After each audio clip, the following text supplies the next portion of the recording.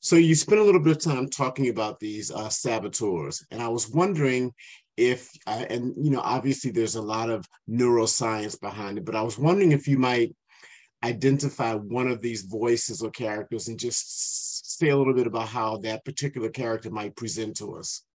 Mm.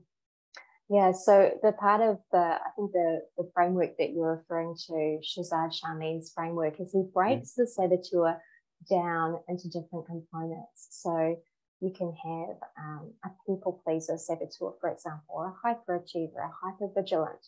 You can have a restless saboteur or an avoider saboteur. So they show up in these different kinds of ways. One that is a universal saboteur that we all have is the judge. So the judge is the saboteur that it decides whether something's good, bad, right, or wrong. So you could actually say that that's discernment, which it is. When it shows up in a saboteur kind of way is when it becomes an obstacle. So, for example, it gives you conditional self-love. So I'll be good enough when ... or I'm only good if I perform these kinds of activities. Otherwise, I'm a bad person. So that's judgment of the self. It can also show up in terms of judgment of another person. And I'm sure we've all experienced this. I'm sure everyone here has someone in their life like this or knows of someone like this. It's like the person who never accepts responsibility or accountability for something. It's always someone else's fault. That's what we call as an externalized judge. So someone looks at other people and says, okay, that person's good if they do ...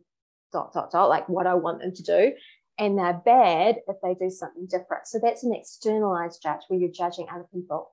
Another way that the judge can show up, and this is kind of a sneaky way, is in judging circumstances.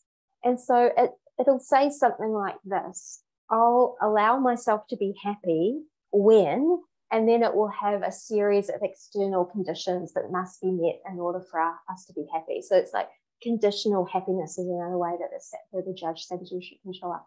And that's a universal one. That's the one that we all have. There's also, as I mentioned, there's a number of other kinds of saboteurs that might show up, such as the people pleaser and avoider and so on.